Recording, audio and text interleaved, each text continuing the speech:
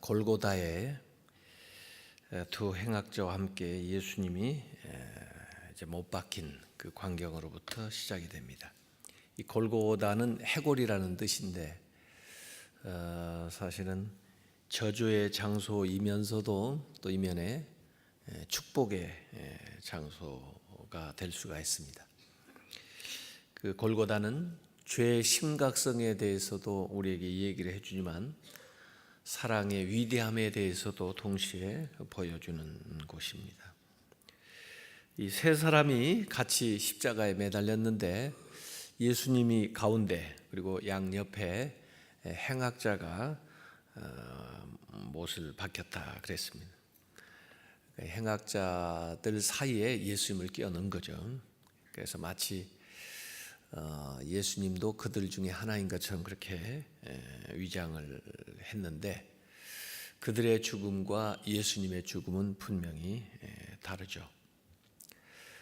이렇게 못 박히셨을 때 예수님이 첫 번째 하신 말씀이 오늘 읽었던 말씀입니다. 아버지, 저들을 사하여 주옵소서. 자기들이 하는 것을 알지 못함이니이다. 우선 이렇게 어려운 또 이렇게 고통스러운 십자가에 매달려 있으면서도 하나님과 예수님과의 그 관계는 변함이 없죠. 아버지와 아들. 그래서 아버지. 그리고는 하신 말씀은 기도입니다. 기도. 예수님이 처음 하신 말씀은 기도입니다. 십자가에서. 가상칠언 7말씀을 보면 첫 번째 하신 말씀도 기도고 마지막 7번째 하신 말씀도 기도고 그리고 그 중간 4번째 하신 말씀도 기도예요. 그래서 7말씀 중에 3말씀이 기도로 하나님께 드려지는 내용인데 이 기도의 내용을 보면은 저들을 사하여 주옵소서 자기들이 하는 것을 알지 못함이니이다. 용서하는 내용이에요. 그러니까 용서의 기도 이렇게 얘기할 수 있습니다. 또 사랑의 기도 이렇게 말할 수 있죠. 그래서 기도는 기도지만 가장 위대한 기도다 이렇게 볼 수가 있습니다. 아마 양옆에 달려있는 강도들은 신음을 냈을 거고 또 원망을 했을 거고 저주를 했을 거고 이렇게 좋지 않은 말을 쏟아놓고 있었을 텐데 그때 예수님은 그들과 아주 다른 말씀을 하신 거죠. 그래서 이렇게 어려운 상황에서 기도할 수 있나, 더구나 이런 내용으로 기도할 수 있나 하는 것들을 우리가 좀 생각을 해봐야 합니다. 저들을 사하여 주옵소서 그랬는데 저들이 누구예요? 우선 가야바 또는 빌라도, 헤롯, 유대 권력자, 또 무리들, 병사 이런 실질적으로 예수님을 십자가에 내몬 사람들도 그 저들에 포함되겠지만 또 사실은 인류를 위해서 예수님이 십자가에 못 박혀 돌아가시는 거니까 그 안에는 모두 다가 포함되는 거예요. 제자들도 포함되고 또 우리들도 포함되고. 그래서 아버지여 저들 용서하여 주옵소서. 자기들이 하는 것을 알지 못합니다. 그랬어요. 이게 기도, 용서의 기도지만은 이것은 제사장의 기도라고 볼 수가 있어요. 제사장이 백성들의 죄를 대신해서 나아가서 제물을 가지고 하나님 앞에 제사 지내면서 그들을 위하여 중보하던 그런 내용이라고 볼 수가 있습니다. 그래서 십자가에서 예수님 자신을 제물로 드리시면서 모든 인류를 위해서 용서해 달라고 제사장으로서의 기도를 드리는데, 이 저들이라고 말씀하신 것에서 예외될 사람은 아무도 없다. 그래서 우리를 위해서도 우리의 죄를 용서해 달라고 예수님께서 하나님 앞에 그 첫 번째 말씀을 통하여 기도하셨다. 이렇게 우리가 믿어야 됩니다. 저들이 알지 못한다. 물론 그 모르고 지은 죄에 대한 언급일 수 있어요. 우리가 세상을 살면서 모르고도 짓는 죄가 얼마나 많습니까? 알고도 짓는 죄도 있지만은, 그렇지만 사실 이 말씀의 정확한 의미는 저들이 알지 못합니다. 뭘 알지 못할까요? 죄가 죄인지 알지 못하는 것도 있지만, 사실은 예수님이 하나님의 아들이라는 사실을 모르는 거죠. 만약에 저들이 예수님이 하나님의 아들이시고 우리를 구원해서 하기 위해서 오신 분이라고 제대로 알았다면 예수님을 십자가에 못 박겠어요? 모르니까 예수님을 십자가에 못 박은 거죠. 그래서 저들이 모르는 것은 예수님을 모르는 거예요. 그래서 저들이 그 예수님을 모르니까 십자가에 매달은 그 불신앙, 하나님의 아들을 믿지 않는 것을 여기 얘기하고 있는 겁니다. 그래서 저들에게 언젠가는 이걸 알 수 있게 해달라, 믿을 수 있게 해달라 하는 그 기도가 담겨 있는 말씀입니다. 나중에 그 베드로도 오순절 마가의 다락방에서 설교할 때 여러분들이 이 일을 알지 못하고 행했습니다라고 얘기를 해요. 하나님께서 메시아를 보냈는데, 그리스도를 보냈는데 너희들이 알지 못해서 십자가에 못 박았다는 거죠. 알지 못했기 때문에 그를 배척했고, 그를 모욕했고, 그에게 침을 뱉었고, 죽이라고 소리쳤고, 그를 못으로 박았고 창으로 찔렀다, 이런 거죠. 예수님이 하나님의 아들이라고 알았다면 누가 그렇겠어요?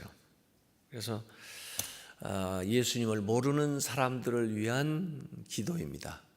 그들이 알게 해달라, 깨닫게 해달라, 믿게 해달라, 그런 기도죠. 그래서 그 자리에 있었던 사람들뿐만 아니라 우리를 위한 기도이고, 또 우리의 자녀들을 위한, 또 믿지 않는 세대를 위한 기도를 예수님께서 여기서 하셨다. 그래서 예수님이 이 기도를 드리신 그 순간은 저들이 예수님을 대적하고 조롱하고 희롱하고 못 받고 옷을 찢어 나눌 때, 그때 예수님은 그들과 전혀 다르게 그런 사람들을 위해서 기도하셨다는 거예요. 이제 성경에 보면은 자기에게 위해를 가하는 사람들을 향해서 기도하는 경우가 좀 나오는데, 그 삼손 같은 사람은 주님, 저 원수들을 죽일 수 있는 힘을 주옵소서 가지고 마지막 힘을 발휘하고 본인도 같이 죽는 경우가 있어요. 근데 이 예수님의 기도를 배워가지고 스데반 같은 분은 돌에 맞아 죽을 때 예수님이 하신 기도 그대로 합니다. 저들을 용서하소서, 자기들이 하는 일을 알지 못합니다. 근데 이 기도 통해서 바울부터 시작해가지고 사람들이 변화되기 시작해요. 근데 사실 예수님의 이 용서의 기도가 즉각적으로 이제 변화를 일으키기 시작합니다. 내일 한쪽 편 강도에 대한 이야기를 하겠습니다만은, 사실 처음 시작할 때는 그 강도들이 예수님을 비방을 하고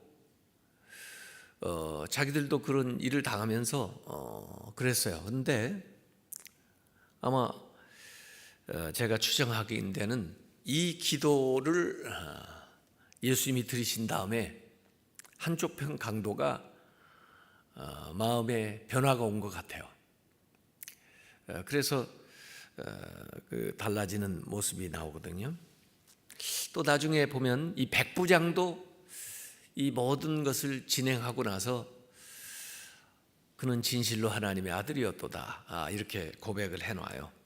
또 구경하러 왔던 무리들 가운데도 가슴을 치며 울며 애통해하는 사람들이 생겼다 하는 그 기사가 여기에 기록되어 있거든요. 그러니까 예수님의 이 용서의 기도를 통해서 즉각적으로 사람들이 변화되기 시작하는 거죠. 그리고 결국 우리도 주님 앞에 나아갈 수 있는 문을 열어놓으신 거예요. 그래서 저는 용서가 뭐냐, 하나님 편에서 우리를 향해서 이 문을 열어놓은 거예요. 다만 그 용서를 우리의 것으로 받아들이고 진짜 우리가 용서받는 것은 우리가 회개해야 되는 거죠. 그러니까 하나님 편에서는 이제 문을 열어놨는데 우리가 회개하지 않으면 우리 편에서 문을 딱 닫고 있는 거예요. 그래서 그 용서를 우리가 받지를 못하는 거죠. 하나님께서 이미 용서해 놓으셨으니까 우리가 회개하면 그 열린 문으로 하나님과 소통하고 하나님께 갈 수 있게 되는 거예요. 아마 여러분들이 잘 아는 이야기, 그 노란 손수건이라는 그 이야기를 읽어보셨을 거예요.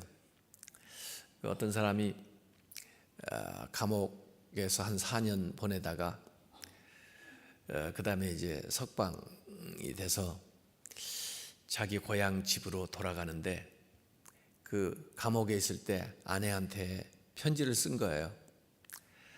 내가 그동안 이렇게 저렇게 잘못하고 또 그렇게 해서 감옥살이를 했지만 내가 그동안 많이 뉘우치고 새롭게 살고 싶은데 그래도 내가 당신 보고 염체가 없으니까 버스를 타고 집 앞에 지나갈 때 당신이 나를 용서한다면, 받아들인다면 집에 있는 그 참나무에 노란 손수건을 걸어달라.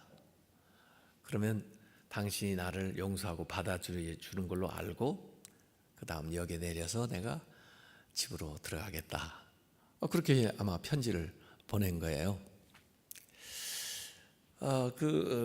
버스를 같이 타고 가는데 그 휴게실에서도 내리지 않고 심각하게 있는 그 사람한테 이제 물어보니까 사연이 그래요.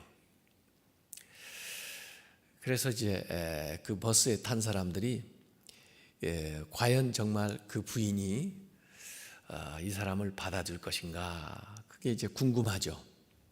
근데 이제 집 가까이 올수록 이 사람은 이제 초조하고 그런데 자기는 그걸 감히 바라보지도 못하고 있는데 그 버스에 같이 탄 주변에 있는 사람들이 그 집 앞에 그 버스가 지나갈 때 이 사람 보고 빨리 보라고, 저기 좀 보라고. 그래서 보니까 노란 손수건을 하나만 달아놓은 게 아니라 혹시 못 보고 지나갈까 봐 그 나무 전체에다가 다 그 노란 손수건, 또 뭐 이불, 그 포장, 이런 것까지 다 달아놓은 거예요. 그 부인은 용서한다 그런 말이죠. 그쪽 편에서 이렇게 문을 열어놓는 거예요. 그래서 그 집에 돌아갔다 하는 이 얘기가 그 노란 손수건이거든요. 하나님 편에서 우리를 향해서 이렇게 문을 열어놓는 거예요. 예수님께서 그런 말씀을 하신 적이 있습니다. 용서하라니까 베드로가 뭐 7번 용서할까요? 그랬더니 7번에 70번이라도 용서해라. 7번에 70번이면 몇 번이에요? 77은 49, 490번.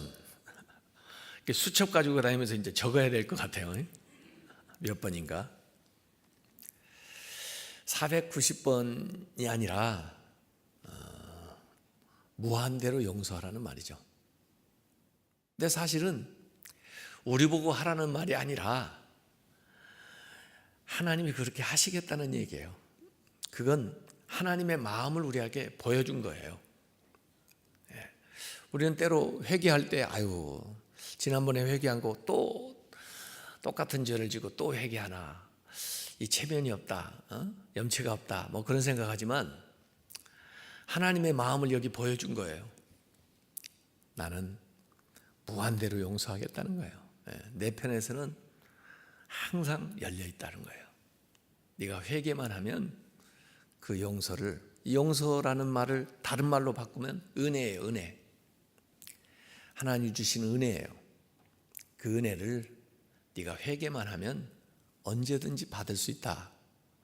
그 약속을 주신 거예요.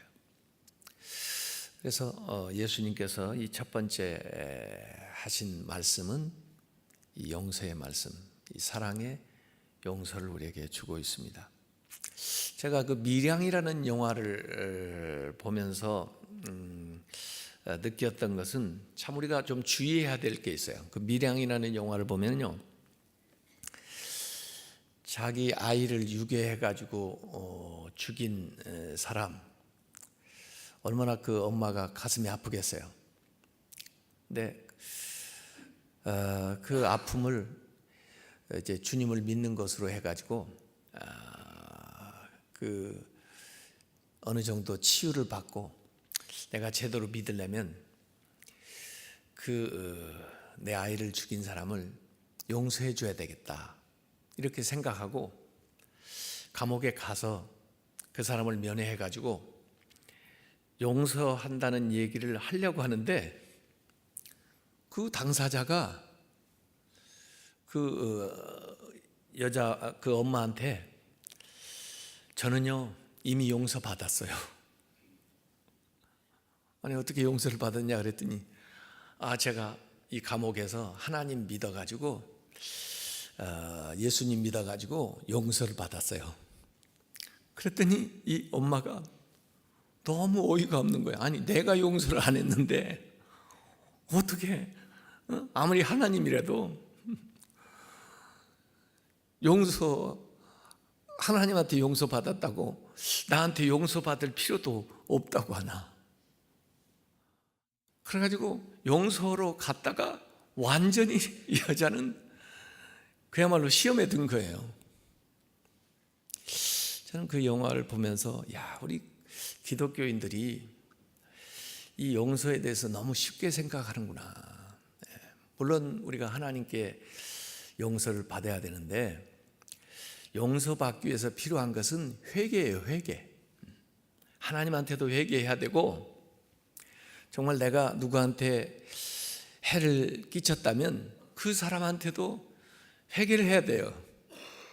그게 진정한 회개지, 내가 다른 사람한테 상처 주고 잘못해놓고 나 하나님 앞에 가서 회개했으니까 하나님이 다 용서해 줬으니까 이렇게 말하는 것은, 이것은 진정한 회개가 아닙니다. 그렇게 해가지고 다른 사람들에게 상처 주는 경우가 많더라고 보니까요. 하나님 편에서는 우리가 회개하면 언제든지, 또 회개하기 전이라도 하나님이 용서의 문을 열어놓으셨어요. 은혜를 우리에게 주시고자 작정을 하셨어요. 그래서 우리가 하나님 앞에 회개해야 되고, 그래서 용서받고, 그리고 실제로 우리가 생각나는 사람, 실제로 잘못한 일이 있었으면 그 일에 대해서도 우리가 회개의 열매를 맺어야 됩니다. 진실로 용서를 빌어야 됩니다. 그래야 그 상처도 치유하고 또 나 자신도 용서를 받게 되는 것이죠. 그래서 오늘 주님의 말씀 우리가 늘 기억을 하기 바라고요. 앞에서도 우리가 영상에서도 봤지만 미국에는 그런 일들이 자주 있더라고요. 2012년 2월 오하이오에 있던 차든 고등학교에서 레인이라고 하는 학생이 친구들에게 총을 난사해서 3명을 살해하고 2명을 중태에 빠뜨린 사건이 있었는데, 아마 그 재판정에서 그 피해자 가족들이 이 얘기를 하고 그러는 것들이 있나 봐요.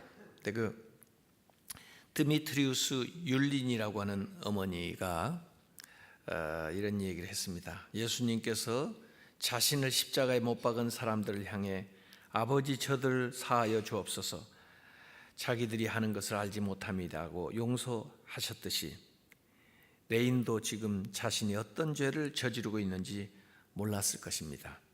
나는 그를 용서합니다. 뭐 그런 인터뷰를 한 것도 있어요.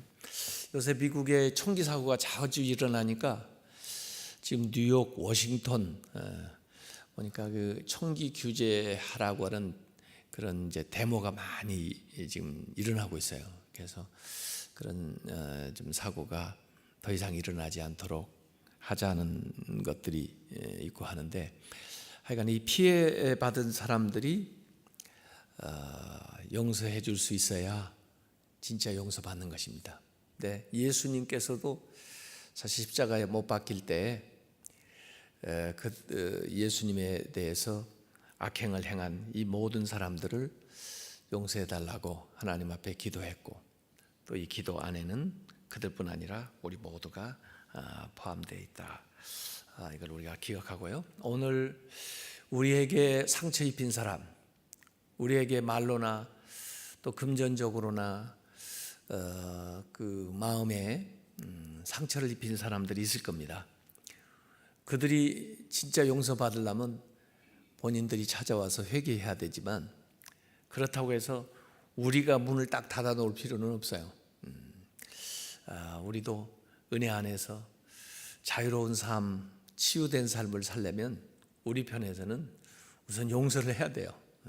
그래서 오늘 이 시간에 십자가 앞에 여러분의 상처를 내려놓고 여러분들을 아프게 한 사람들을 용서한다고 하나님 앞에 기도하고, 또 그들이 용서받을 수 있도록 해달라고 기도하고, 또 성령께서 그들을 변화시켜서 그들이 회개하고 돌아올 수 있게 해달라고 생각나는 사람들이 있으면 이 시간 주님이 하신 것처럼 기도하시기 바랍니다.